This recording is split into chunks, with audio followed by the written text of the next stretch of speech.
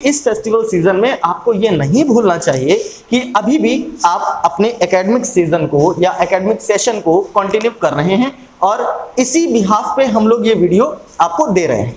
तो आज हम लोग जो पढ़ने वाले हैं उसका टॉपिक है कोऑर्डिनेट ज्योमेट्री। और कोऑर्डिनेट ज्योमेट्री में सबसे इंपॉर्टेंट चीजें अगर जो आपको पढ़नी है तो वो होती है डिस्टेंस फॉर्मूला, जो कि हम इस वीडियो में कवर करने वाले हैं।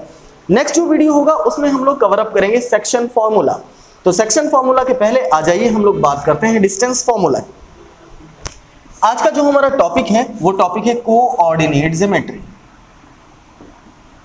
कोऑर्डिनेट ज्योमेट्री और आज हम लोग बात करने वाले हैं डिस्टेंस फॉर्मूला के बारे में। तो सबसे पहले हमें ये जानना होगा कि डिस्टेंस फॉर्मूला को हम लोग कहां कहां अप्लाई कर सकते हैं। देखिए, कोऑर्डिनेट ज्योमेट्री में आप सभी को पता है कि 2 एक्सिस होती हैं, this one X axis and this one is Y axis. अगर यहां पर हम लोग कोऑर्डिनेट्स की बात करें तो जहां पर भी ये 2 एक्सिस इंटरसेक्ट करेंगे वो हो जाएगा आपके लिए ओरिजिन। अगर आप एक्स या वाई की तरफ जाते हो तो आपको मिलेंगे पॉजिटिव नंबर्स, ये मिल गए आपको positive numbers. And vice versa, अगर एक्स डैश या वाई डैश की तरफ जाते हैं तो हमें मिलेंगे नेगेटिव नंबर्स। ये हो गया -1, -2, -3, सेम एज वाई डैश में भी आपको नंबर्स मिल जाते हैं। अब हम लोग बात करें डिस्टेंस फॉर्मूला की।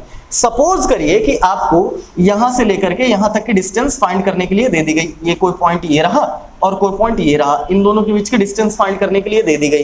तब आप कौन सा फॉर्मूला अप्लाई करेंगे और कैसे इस क्वेश्चन को सॉल्व करेंगे, आज हम लोग यही यहां पर ये सीखने वाले हैं। तो डिस्टेंस फॉर्मूले में सबसे पहले थोड़ी देर के लिए हम लोग ये हटा देते हैं कि हमारे पास ये नंबर्स हैं।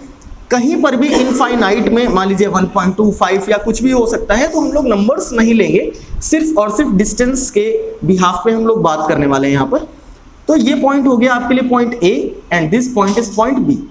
अगर हम लोग point A and point B की बात करते हैं तो पॉइंट ए एंड बी में ये देखिए, अगर हम लोग बात करते हैं ए के कोऑर्डिनेट्स की तो ए के कोऑर्डिनेट्स क्या हो जाएंगे। ए के कोऑर्डिनेट्स के लिए एक्स की डिस्टेंस x1 ले लीजिए, वाई एक्सिस की डिस्टेंस y1 ले लीजिए।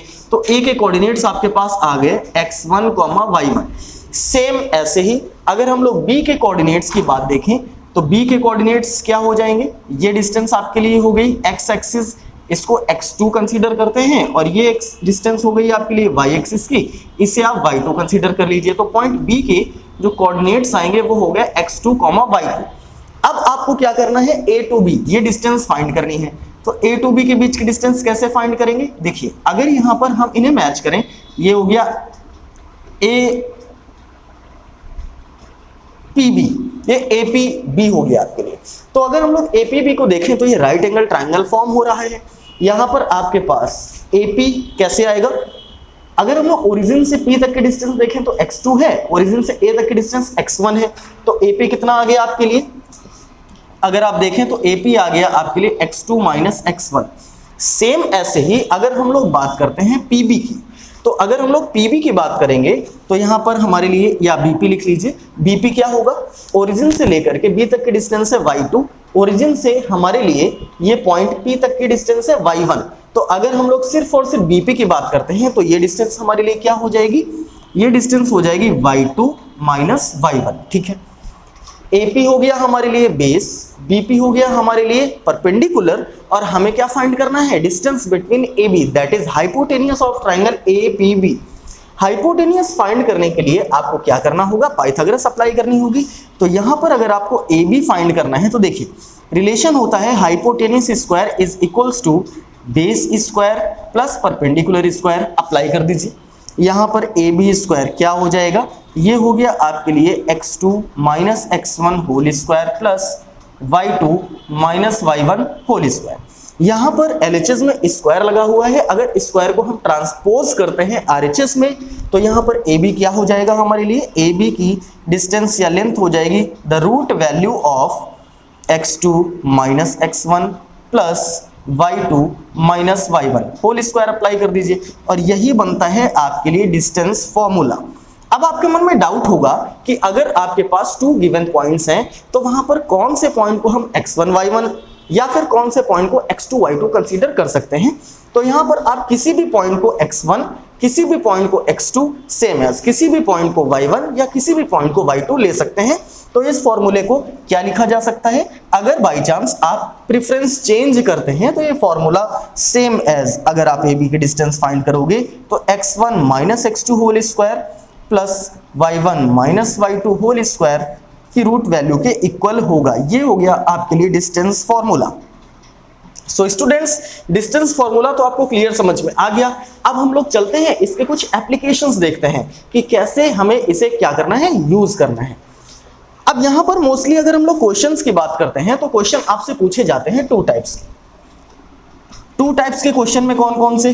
फर्स्ट नंबर क्वेश्चन तो होगा जिसमें डायरेक्टली आपको कोई भी टू गिवन पॉइंट्स होंगे एंड उनके बीच की लेंथ या डिस्टेंस आपसे पूछी गई होगी। सेकंड नंबर, कहीं पर भी आपके लिए 2 पॉइंट्स होंगे और वो 2 पॉइंट किसी थर्ड पॉइंट से इक्वल डिस्टेंस यानी इक्वल डिस्टेंस पर एग्जिस्ट कर रहे होंगे और आपको क्या करना होगा, उसमें कोई वेरिएबल दे दिया जाएगा या फिर उनके बीच की डिस्टेंस फाइंड करनी होगी। कुछ ऐसा क्वेश्चन आपके लिए बनता है। चलिए क्वेश्चन नंबर 1, अगर हम लोग बात करें, आपके लिए पॉइंट ए हो गया 4,3, आपके लिए पॉइंट बी हो गया 7,9। आपसे बोल दिया गया है कि ए एंड बी के बीच के डिस्टेंस फाइंड करिए। ए एंड बी के बीच के डिस्टेंस कैसे आप फाइंड करेंगे, देखिए आपने अभी अभी फॉर्मूला सीखा, A B is equals to the root value of x2 minus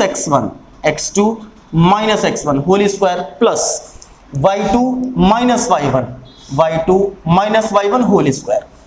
ठीक, ये तो हो गई हमारे लिए वैल्यू प्लेसमेंट। अब क्या करेंगे, 7 माइनस 4 ये हो गया 3 स्क्वायर, 9 माइनस 3 ये हो गया 6 square, 3 square is 9, 6 square is 36। अगर आप देखें तो आपके लिए वैल्यू कितनी हो गई, रूट 45 आ गया। अब रूट 45 के आप फैक्टर्स फाइंड कर सकते हो। अगर आप देखोगे तो क्या आएगा, 9 5 जा 45, तो 9 से तो 3 बाहर आ गया और आपके लिए रूट 5 बच गया। तो आपके लिए इन 2 पॉइंट्स के बीच की जो डिस्टेंस हो गई वो हो गई 3 रूट 5 यूनिट। यहां पर क्लियर समझ में आ गया। अगर फर्स्ट टाइप का क्वेश्चन आएगा कि आपको 2 गिवन पॉइंट्स होंगे और उन गिवन पॉइंट्स के बीच की लेंथ या फिर डिस्टेंस फाइंड करनी होगी तो ऐसे करेंगे। अब इक्विडिस्टेंस के क्वेश्चन में देखते हैं। इक्विडिस्टेंस के क्वेश्चन में अगर सबसे ज्यादा पॉसिबिलिटी देखें तो पॉसिबिलिटी बनती है वेरिएबल्स के क्वेश्चंस की। कैसे, देखिए क्वेश्चन नंबर 2, आपके पास ये हो गया पॉइंट ए एंड ये हो गया पॉइंट बी। पॉइंट ए के कुछ कोऑर्डिनेट्स आपको दे दिए जाएंगे और वो हो गए आपके लिए, सपोज करिए 2,3 एंड 4,5। फिर आपसे कहा जाएगा A and B are equidistant from a point P. अब आपको क्या समझना है कि A and B are equidistant, that means AP is equals to BP और P के कोऑर्डिनेट में आपको कहीं ना कहीं क्या दे दिया जाएगा, वेरिएबल सच दैट x,3 ये दे दिया गया, x,3 दे दिया गया। अब आपको x की वैल्यू फाइंड करनी है तो कैसे फाइंड करेंगे, AP is equals to BP। यहां पर क्या अप्लाई करेंगे, AP is equals to BP। क्यों अप्लाई करेंगे, क्योंकि ये इक्विडिस्टेंट है। इक्विडिस्टेंट का मतलब है इन दोनों की जो लेंथ होगी वो इक्वल होगी। अगर हम लोग बात करते हैं AP की तो ये ले लीजिए x1 y1, ये ले लीजिए x2 y2। तो क्या होगा आपके लिए x minus 2 whole square plus 3 minus 3 whole square root value is equals to x minus 4 whole square plus 3 minus 5 whole square root value. अगर आप बोथ साइड स्क्वायरिंग करा दीजिए तो यहां पर हमारे लिए अंडर रूट क्या हो जाएगा, कैंसिल हो जाएगा। एंड अंडर रूट कैंसिल हो गया तो यहां पर आपके लिए बच गया x square plus 4 minus 4x, ये 0 हो गया, is equals to x square plus 16 minus 8x, 3 minus 5 minus 2 square 4। देखिए x स्क्वायर वन साइड लाके भी कैंसिल कर सकते हैं, minus 4x minus 8x transpose करेंगे, पॉजिटिव 8x आएगा, आपके पास बचेगा 4x। 16 देखिए 4 से 4 कैंसिल हो गया, यहां पर बच गया आपके लिए 16। 4x is equals to 16, x is equals to 4। तो आपके लिए जो p में x वेरिएबल था उस x की वैल्यू हो गई 4। क्लियर। तो इस तरीके से आप वेरिएबल के क्वेश्चंस को भी सॉल्व कर सकते हैं। तो बच्चा लोग, यहाँ पर फेस्टिवल सीजन तो चल ही रहा है और इस फेस्टिवल सीजन में आपको क्या करना है कि अपनी पढ़ाई को बिल्कुल भी रोकना नहीं है, उसे कंटिन्यू करना है। सो गाइज, यहाँ पर डिस्टेंस फॉर्मूला आपको पढ़ाया गया, तो चलिए डिस्टेंस फॉर्मूला के एक्सरसाइज ओपन करिए और सारे के सारे क्वेश्चंस लगा डालिए। अगर आपको कहीं पर भी कोई प्रॉब्लम होती है तो आप अपने चैनल पढ़ते रहो पर कमेंट भी कर सकते हैं। और अगर आप इस चैनल पर नए हैं तो हमारे चैनल को सब्सक्राइब कीजिए, बेल आइकन को प्रेस कीजिए और इस वीडियो को ज्यादा से ज्यादा शेयर कीजिए। चलिए हंसते रहिए, मुस्कुराते रहिए। हैप्पी दिवाली।